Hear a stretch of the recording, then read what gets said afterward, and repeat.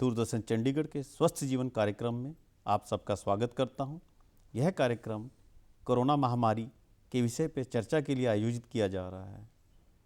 पूरा विश्व कोरोना से ग्रसित है और पूरे विश्व में इस महामारी ने काफ़ी नुकसान पहुंचाया है और आज सब में भय का एक माहौल बना हुआ है। इस विषय पर बातचीत के लिए आज हमारे बीच में इस देश के जाने माने नेत्र विशेषज्ञ प्रोफेसर जगत राम, जो कि डायरेक्टर PGI-MER हैं, पद्मश्री हैं। कोविड की इस महामारी को लड़ने में इन्होंने बहुत अहम रोल अदा किया है।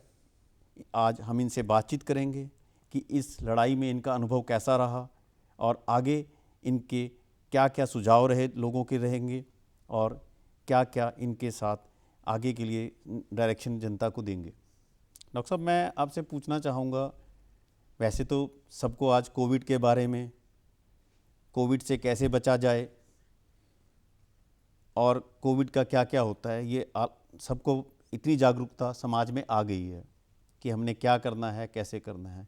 फिर भी आपके अनुभव के अनुसार आपके क्या सुझाव हैं? देखिए, जब ये कोविड-19 महामारी हमारे देश में आई, फरवरी में हमें पता चला और मार्च में केसेस इसके इंडिया में आने शुरू हुए हैं और नॉर्दर्न इंडिया में PGI में भी केसेस आए। तो सबसे पहले तो हम लोगों ने ये किया कि जो OPD थी, आउट पेशेंट डिपार्टमेंट को हम लोगों ने बंद किया, क्योंकि सामने रखते हुए कि भी ये ट्रांसमिशन ना हो, ये बीमारी फैले ना, तो हम लोगों ने मार्च के एंड में आउट पेशेंट डिपार्टमेंट को बंद किया। साथ साथ में हम लोगों ने जो कोविड पॉजिटिव हॉस्पिटल, एक डेडिकेटेड हॉस्पिटल, इसको हमने NHE जो जिसको कहते हैं उसको हमने सपुर्द किया, जो 300 बेड का हॉस्पिटल है। और हम लोगों ने साथ साथ में बहुत सारी तैयारी की कि जैसे कि कैसे पेशेंट को डिटेक्ट किया जाए, जैसे कि रियल टाइम PCR है या जीन एक्सपर्ट है, तो उसकी फैसिलिटीज़ को PGI में शुरू किया।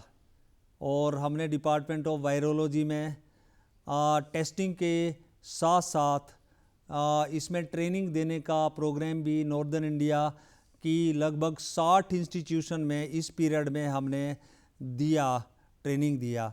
और साथ साथ में जैसे कोई भी पेशेंट जो हॉस्पिटल में एडमिट हुआ, उसमें हम लोगों ने सभी पेशेंट का कोविड टेस्टिंग किया और कोई भी पेशेंट कोविड पॉजिटिव निकला तो उसको हमने कोविड डेडिकेटेड हॉस्पिटल में भर्ती किया, और जो पेशेंट कोविड नेगेटिव निकले उनको हमने नेहरू हॉस्पिटल में PGI में दाखिल किया।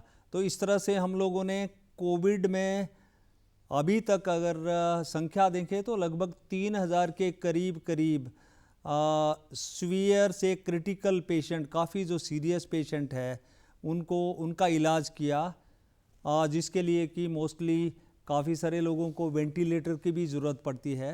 और सक्सेसफुली हम लोगों ने उनको पेशेंटों को सेव किया। साथ साथ में हम लोगों ने जो नॉन कोविड पेशेंट है, हालांकि OPD हम लोगों ने बंद की, पर साथ साथ में जो इमरजेंसी हमारी कभी भी बंद नहीं हुई है, 24 घंटे हम लोगों ने इमरजेंसी चलाई। इमरजेंसी में पेशेंट को सारे जितने मेडिकल और सर्जिकल इमरजेंसी के पेशेंट हैं उनको ट्रीट किया। और जैसे कि जो रूटीन पेशेंट ऑब्स्टेट्रिक्स के आए और साथ साथ में कैंसर के पेशेंट जो PGI में आए, और दूसरे जो भी जैसे जिन लोगों को रेडियोथेरेपी मिल रही थी तो उनको भी हम लोगों ने कभी हम लोगों ने उनकी सर्विसेज बंद नहीं की। डॉक्टर साहब, जैसे आपने कहा कि RT-PCR और रैपिड टेस्टिंग वाली बात की, औसतन कितने मरीज अब तक आप रैपिड टेस्टिंग कर चुके हैं और कितनों के RT-PCR PGI में कर चुके हैं? लगभग 1,30,000 के करीब हम लोगों ने RT-PCR किया, और जीन एक्सपर्ट जिसको कि हमें जल्दी जिसका कि रिजल्ट मिलता है, तो वो भी हम लोगों ने 10,000 के करीब किए हैं। और 6,000 जो रैपिड एंटीजन टेस्टिंग है, इतने हम लोगों ने 1,40,000 के करीब टेस्ट किए, वो सारे चंडीगढ़ के टेस्ट नहीं है, क्योंकि जो पीजीआई में जो टेस्ट कोविड के लिए टेस्टिंग के लिए आए वो सारे काफ़ी सारे पंजाब से, हरियाणा से, हिमाचल प्रदेश से और जम्मू कश्मीर से और इवन लेह लद्दाख से भी पेशेंट आए। उन लोगों का जो सैंपल यहाँ पे उन्होंने भेजा हमें। तो इसका मतलब कि पीजीआई-एमईआर केवल चंडीगढ़ को ही नहीं बल्कि चंडीगढ़ के आसपास जो बाकी स्टेट्स हैं उनको भी कैटर करता रहा, क्योंकि ये हमारा जो इंस्टीट्यूट है वो एक नेशनल इंस्टीट्यूट है गवर्नमेंट ऑफ इंडिया के अंतर्गत। उसमें ये ऑटोनोमस बॉडी है, इसमें हम लोगों ने ये नहीं है कि चंडीगढ़ की ही टेस्टिंग की, साथ साथ में हम लोगों ने इसके साथ साथ हम लोगों ने लगभग 60 लेबोरेटरीज़ और इंस्टीट्यूट के लोगों को भी हम लोगों ने कोविड टेस्टिंग में ट्रेन किया। डॉक्टर साहब, एक बात कही जाती है अक्सर कि फर्स्ट वेव, सेकंड वेव, इसका क्या मतलब है? देखिए, जब कोविड जैसे मार्च में आना शुरू हुआ तो जो नंबर ऑफ पेशेंट्स थे वो मार्च से बढ़ते गए, अप्रैल में ज़्यादा हो गए, मई जून में ज़्यादा हो गए, और जो हाईएस्ट जो पीक जो थी वो इसकी सितंबर में रही है। जबकि देश में हमारे लगभग 95 से लगभग 98,000 तक जो मरीज़ सारे देश में देखे गए हैं, जबकि वो अभी अक्टूबर में इसका ढलान होता गया और जो नंबर ऑफ पेशेंट्स कम होते गए, और अभी आज का दिन देखा जाए तो 20,000 के करीब, 20 से 25,000 के करीब प्रतिदिन इसके कोविड के पॉजिटिव पेशेंट देखने में सामने आ रहे हैं, और काफ़ी डिक्रीज़ और काफ़ी डिक्लाइन कोविड में देखा गया है। तो ये फर्स्ट वेव का डाउनफॉल है, और कोई जो सेकंड वेव है वो कोई सेकंड वेव आई नहीं। जैसे कि हमें लग रहा था कि दिवाली से, दशहरा, दिवाली और दूसरे जो फेस्टिवल है उसकी वजह से इंक्रीज़ हो सकता है, जैसे जो सेकंड वेव आ सकती है, ऐसी कोई बात हुई नहीं। डॉक्टर साहब, एक बात और जो देखी गई कि लोगों के मन में एक विषय आता है और एक प्रश्न आता है कि क्या कुछ केसेस ऐसे आए हैं जिनको कोविड हुआ और उन मरीजों को दोबारा से कोविड हो गया?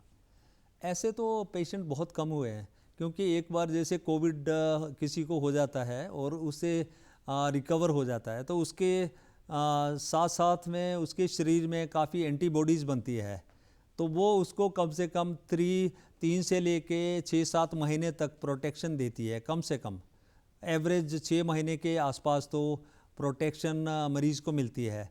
ऐसे बहुत कम कुछ पेशेंट ऐसे देखे गए हैं, ज़्यादा नहीं। एक चीज़ ये भी सुनने में आई थी कि एक चंडीगढ़ में जो केंद्र सरकार ने वैक्सीनेशन का ट्रायल स्टार्ट किया और पीजीआई को उसका केंद्र बनाया गया। गवर्नमेंट ऑफ इंडिया ने पीजीआई को डायरेक्ट किया कि जैसे कोविशील्ड जिसको कहते हैं, जो ऑक्सफोर्ड वैक्सीन है, उसका ट्रायल पीजीआई में हुआ। दोनों इंजेक्शन सभी पेशेंट को लग चुके हैं और उसमें कोई ऐसे हमें सीरियस साइड इफ़ेक्ट देखने में नहीं आया, और हमें तो काफ़ी उम्मीद है कि इसके जो रिज़ल्ट है इफ़ेक्टिविटी के आने बाकी हैं। पर ये जो हमारा ट्रायल जो है कोविशील्ड का, वो बिल्कुल एकदम सफल रहा है, ये मैं अभी कह सकता हूँ। सेफ्टी के लिहाज से बिल्कुल ठीक रहा है, और जो इसकी इफ़ेक्टिविटी है तो वो भी काफ़ी होएगी, क्योंकि देखने में ये आया है कि लगभग 90 से 95% के बीच में इसकी इफ़ेक्टिविटी आएगी। जैसा कि आ रहा है सुनने में कि जो फाइज़र की मॉडर्ना है, जो उनकी वैक्सीनेशन है, 95% उसकी एक्यूरेसी है, तो जो कोविशील्ड जो ऑक्सफोर्ड है, इसकी एक्यूरेसी का ऐसी कोई जांच हुई कि कितनी रहेगी? ये जो इसका मतलब एनालिसिस करेंगे वो मतलब government of India serum institute of India के साथ कर रही हैं ट्रायल, जो जैसे चला है तो उसके जो रिज़ल्ट है वो तय करेंगे। और उसके वैसे तो ये थोड़ा उन्होंने डिक्लेयर कर भी दिया है कि काफ़ी अच्छी इफ़ेक्टिविटी है, पर अल्टीमेटली कितनी इफ़ेक्टिविटी है वो इसका रिजल्ट दे पाएंगे। पर ये अच्छी मानी गई है, इसकी इफ़ेक्टिविटी कोविशील्ड की भी अच्छी मानी गई है। क्या कोई ऐसा आपके संज्ञान में आया हो कि जिसको आपने कोविशील्ड का वैक्सीनेशन की हो और उसको दोबारा से कोविड हुआ है? ऐसे हमारे हमारे पीजीआई में तो ऐसे हम लोगों ने देखा नहीं, क्योंकि जो ये ट्रायल होता है तो इसमें एक तो जैसे वैक्सीन दिया गया, जी। एक में जैसे कंट्रोल में जैसे नॉर्मल सलाइन दिया, जिसमें सपोज करो नॉर्मल सलाइन दिया, उसमें तो एंटीबॉडीज़ नहीं बनेगी ना। और तो उसमें ये कहना गलत होगा कि उस व्यक्ति को ये वैक्सीन लगा था ट्रायल, तो उसको कोविड हुआ, तो उसको क्या वैक्सीन लगा या उसको कंट्रोल में जैसे नॉर्मल सलाइन या रिंगर लेक्टेट लगा। तो इसलिए इसको हमारे किसी भी पेशेंट में ऐसी बात नहीं हुई। अच्छा डॉक्टर साहब, जब वैक्सीनेशन आ जाएगी जनवरी में, देश में वैक्सीनेशन स्टार्ट हो जाएगी और इसके लिए विशेष सुविधा रखनी है, एक स्पेशल आपको फ्रीज़र बनाने हैं, क्या चंडीगढ़ में ऐसी सुविधाएं उपलब्ध हैं या उसकी उपलब्धता करने की कोशिश कर रहे हैं? हाँ डेफिनेटली, क्योंकि जो हमारी जो वैक्सीन जिसके ट्रायल इंडिया में हुए हैं, जैसे कि कोविशील्ड है, जिसको ऑक्सफोर्ड वैक्सीन कहते हैं, या जो दूसरी जो कोवैक्सीन है, हाँ जी। ये तो वैक्सीन है, ये तो 2 से 8 डिग्री सेल्सियस पे स्टोर हो सकती है। तो आसानी से कंट्री के हर भाग में, गांव-गांव में रेफ्रिजरेटर है, इसको स्टोरेज की फैसिलिटी सारे में मौजूद है। जब जहाँ जो आप फाइजर की वैक्सीन की बात आपने कही, उसके लिए -70 डिग्री सेल्सियस पे उसको स्टोर करना पड़ता है। वो हमारे देश के लिए शायद एक्सेप्ट टर्शियरी इंस्टीट्यूट, जो बड़े इंस्टीट्यूट है, उसको छोड़ के ये हमारे लिए कामयाब होने वाली नहीं लगती, क्योंकि हमारी कंट्री में जैसे -70 पे इसको गांव-गांव में ले जाना तो बहुत ही मुश्किल बात है। तो हमारे लिए जैसे कोविशील्ड या कोवैक्सीन, जो वैक्सीन जिसके ट्रायल इंडिया में हुए हैं, ये 2 चीज़ें हैं। एक तो इसको स्टोरेज इसका आसान है 2 से 8 डिग्री सेल्सियस पे। दूसरी बात ये है कि ये एक कॉस्ट इफ़ेक्टिव वैक्सीन है, काफ़ी सस्ती है। तो ये 2 चीज़ें मतलब सामने रखते हुए ये हमारे लिए सही रहेगी। अब चंडीगढ़ में, जो चंडीगढ़ की जनसंख्या है, क्या कोई ऐसी रूपरेखा तैयार की गई कि किनको वैक्सीनेशन पहले दी जाएगी, किनको बाद में दी जाएगी? क्या कोई ऐसी लिस्ट बन गई है सरकार के द्वारा कि जिन लोगों को चिन्हित कर दिया गया लोगों को कि किनको वैक्सीनेशन कब देंगे? डेफिनेटली, जो आपने कहा तो इसके डायरेक्टिव गवर्नमेंट ऑफ इंडिया के जैसे पीजीआई को भी आए हैं और चंडीगढ़ एडमिनिस्ट्रेशन को भी आए हैं। चंडीगढ़ एडमिनिस्ट्रेशन ने तो जो गवर्नमेंट मेडिकल कॉलेज 32 सेक्टर है वहाँ उसको, और सेक्टर 16 हॉस्पिटल को नियुक्त किया है, जहाँ पे कि कोविड वैक्सीन को दिया जाएगा। और गवर्नमेंट ऑफ इंडिया ने पीजीआई को भी एक सेंटर बनाया है, जहाँ पे हम लोग किसको पहले लगेगी, जो हमारे हेल्थ केयर वर्कर है पीजीआई में, जैसे तो हेल्थ केयर वर्कर को, जो फ्रंट लाइन वर्कर है उनको सबसे पहले वैक्सीन लगेगी। उसके बाद जैसे कि जो लोग हॉस्पिटल में काम करते हैं, चाहे वो डॉक्टर है, नर्स है, टेक्नीशियन है, या हॉस्पिटल अटेंडेंट है, या सैनिटरी अटेंडेंट है, सभी को चाहे वो परमानेंट एम्प्लॉई है, चाहे वो आउटसोर्सिंग के एम्प्लॉई है, सबको मतलब वैक्सीन को दिया जाएगा। और तो प्रायोरिटी पहले हेल्थ केयर वर्कर की है। उसके बाद जो लोग जिनको कि कोमॉर्बिडिटी है, कोई सांस की बीमारी है, डायबिटीज़ है, हाइपरटेंशन है, हार्ट की डिजीज़ है, किडनी डिजीज़ है, उनको भी, जो हाई रिस्क ग्रुप है एज रिलेटेड, उनको भी ये वैक्सीनेशन दी जाएगी।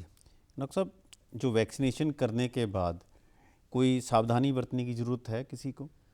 देखिए, जब हम लोग जैसे कि हमें भी डायरेक्ट किया गया पीजीआई को, तो हम लोगों ने इसके सेंटर बनाए हैं, जैसे कि एडवांस्ड पीडियाट्रिक सेंटर है, नेहरू हॉस्पिटल है या नेहरू एक्सटेंशन सेंटर है, उसको हम लोगों ने तैयार किया है और हमारे पास मैन पावर भी है लगाने की। और जैसे हम लोग वैक्सीनेशन को लगाएंगे तो लगभग आधे से पौने घंटे के करीब करीब मरीज़ को रखा जाएगा, ताकि कोई एडवर्स इफ़ेक्ट या कोई साइड इफ़ेक्ट इसका ना हो। तो इसके लिए रखा जाएगा ताकि घर जाके कोई पेशेंट को दिक्कत ना आए। डॉक्टर साहब, एक वैसे ही प्रश्न मेरे दिमाग में आया कि जिन लोगों को तो कोविड हो चुका है, उनको तो शायद एंटीबॉडीज़ बनी गए होंगे, क्या ऐसा भी हो सकता है जिन लोगों को कोविड नहीं हुआ उनसे वैक्सीनेशन स्टार्ट की जाए? वैक्सीनेशन जिनको तो कोविड हुआ है, बिल्कुल आपका सवाल जो है बिल्कुल सही है।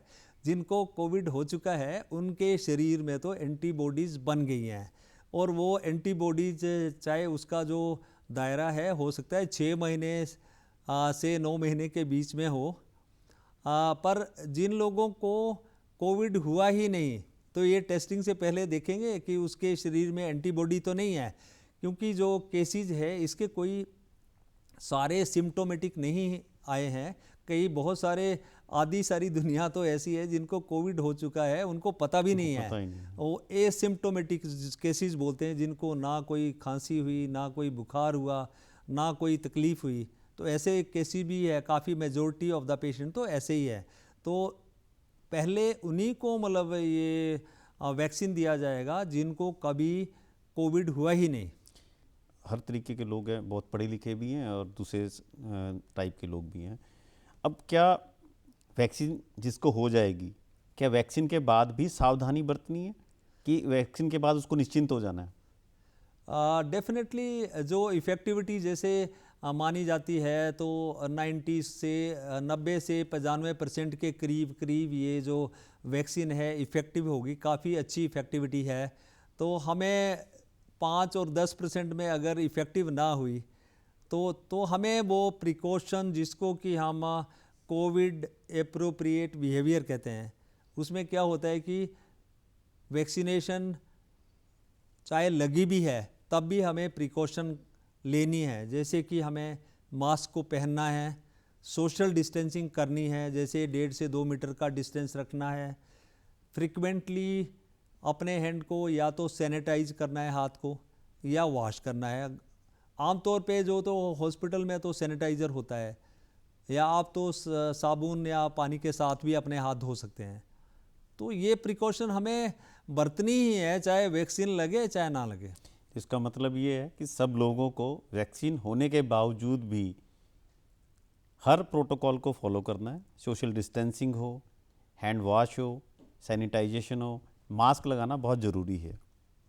सर, एक प्रश्न और है कि आज की डेट में चंडीगढ़, पंजाब, हरियाणा, हिमाचल, जो कि डायरेक्टली चंडीगढ़ के साथ एसोसिएटेड हैं, कोरोना की क्या स्थिति है यहाँ? देखिए, मतलब यहाँ पे जो नंबर पेशेंट का नंबर है, चाहे वो चंडीगढ़ हो, पंजाब हो, हरियाणा हो, हिमाचल हो, सारे में जो नंबर है काफ़ी कम हो चुका है। पर इसका मतलब ये नहीं कि हमें कोविड एप्रोप्रिएट बिहेवियर या प्रोटोकॉल को फॉलो नहीं करना है। डेफिनेटली हमें तो प्रोटोकॉल को फॉलो करना है। और वैसे भी अभी रिसेंटली देखा गया है कि आपने न्यूज़ में भी पढ़ा होगा, जैसे कि जो इसका कोविड-19 का जो वेरिएंट या कोई एक नई स्ट्रेन आई है जो कि यूके में या वहाँ पे स्पेन में और साउथ अफ्रीका में डिफरेंट स्ट्रेन जिसकी आई है, तो उससे भी हमें बचाव करना है।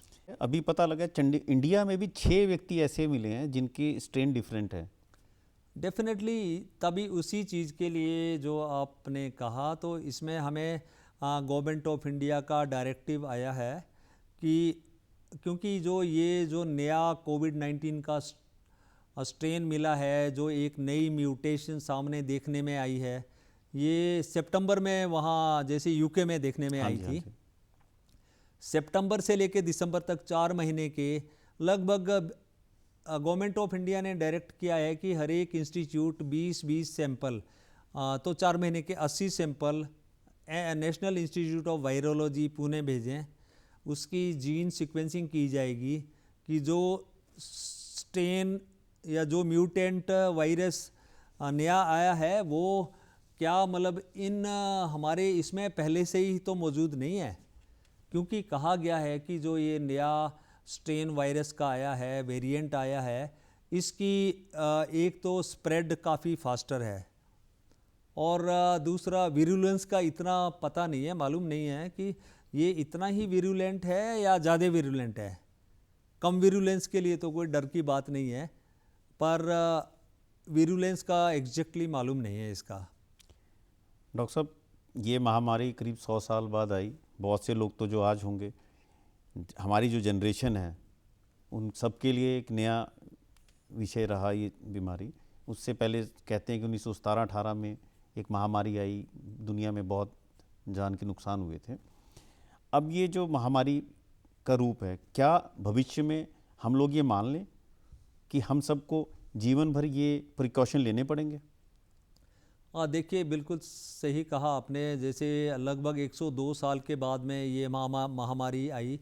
पहले 100 साल पहले स्पेनिश फ्लू जो आया था, जिसमें कि इसी स्तर से लोग मरे थे, और तब तो ये सारा इंफ्रास्ट्रक्चर या मास्क वगैरह या N95 या PP किट वगैरह होते भी नहीं थे। तब तो कपड़े के मास्क होते थे, आजकल भी पहनते हैं। तो हमें डेफिनेटली हम लोगों को जब तक कि एलिमिनेट ना हो वायरस, तब तक तो हमें प्रिकॉशन लेना है। आगे भी हमें प्रिकॉशन डेफिनेटली लेना चाहिए, और ख़ासकर इससे हमें तो एक चैलेंज हमारे सामने आया है। जैसे ये कोविड-19 है, एक चैलेंज हमारे सामने आया, तो इसकी वजह से हाँ, इंडिया में कितनी एक किस्म से इंफ्रास्ट्रक्चर में देखिए कितनी मतलब तरक्की हुई। पता भी नहीं था कि भी आप कोविड डेडिकेटेड हॉस्पिटल बनाएं। सारी कंट्री में कोविड डेडिकेटेड हॉस्पिटल बनाए गए, वेंटिलेटर का इंतज़ाम किया गया, और जो जैसे देखिए ये मास्क और PP किट और सारा सैनिटाइज़र, इस चीज़ का प्रबंध किया गया।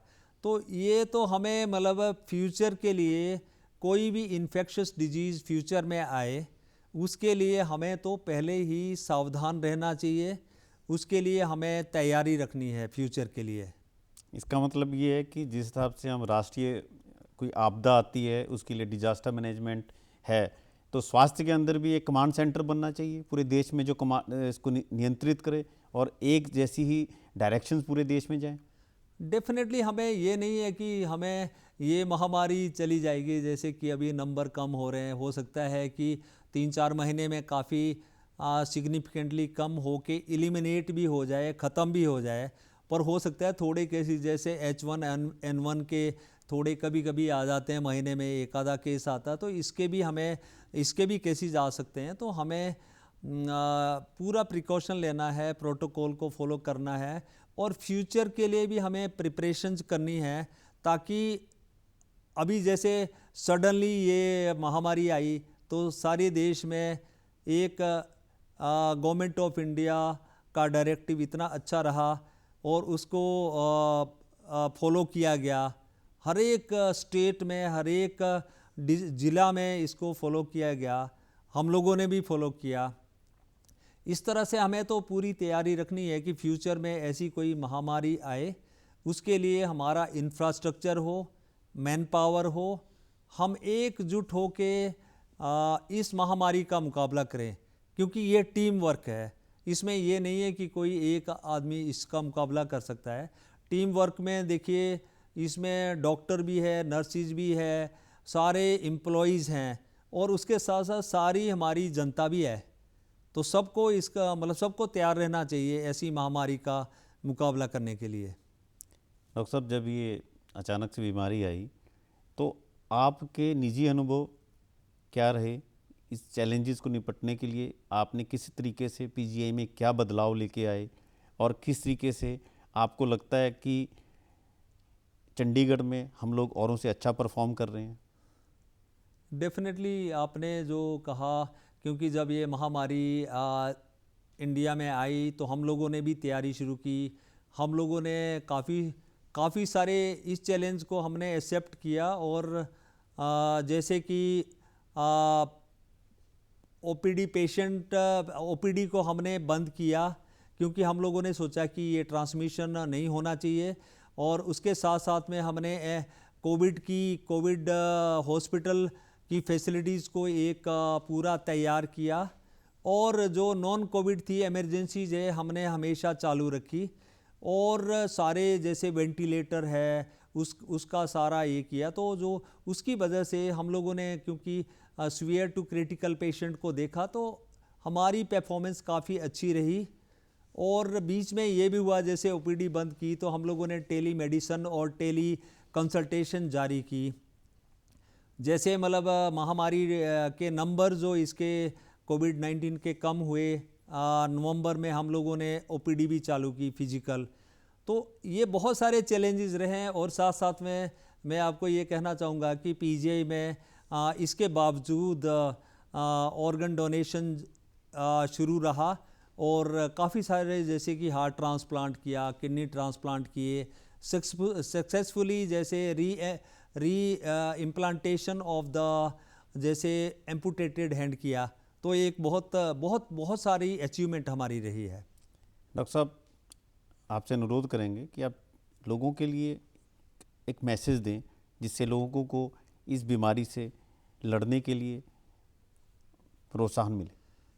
हाँ, मैं तो यही सबसे अर्ज करना चाहूँगा कि अभी ये कोविड ख़त्म नहीं हुआ है, डिक्लाइन या इसमें कमी नंबर में ज़रूर आई है, और हमें एक कोविड एप्रोप्रिएट बिहेवियर जिसको कि हम प्रोटोकॉल कहते हैं उसको हमें फॉलो करना है। जैसे कि हमें जैसे हम भीड़ भड़ाके में या घर से बाहर निकलें तो मास्क को ज़रूर लगाएं, साथ साथ में सोशल डिस्टेंसिंग रखें, और कभी भी दिन में फ्रीक्वेंटली हम अपने हैंड को सैनिटाइज करें या हैंड को वॉश करें। और साथ साथ में मैं तो यही कहना चाहूँगा कि ये जो ऐसी महामारी में हम एकजुट होके इसका मुकाबला करके इसको हराने में डेफिनेटली हम लोग कामयाब हो जाएंगे। डॉक्टर साहब, बहुत बहुत धन्यवाद आपका। आपने अपने कीमती समय निकाला और जनता के लिए इतने अच्छी सलाह दी और अपने सुझाव दिए इस विषय पर। हम आपका बहुत बहुत धन्यवाद करते हैं।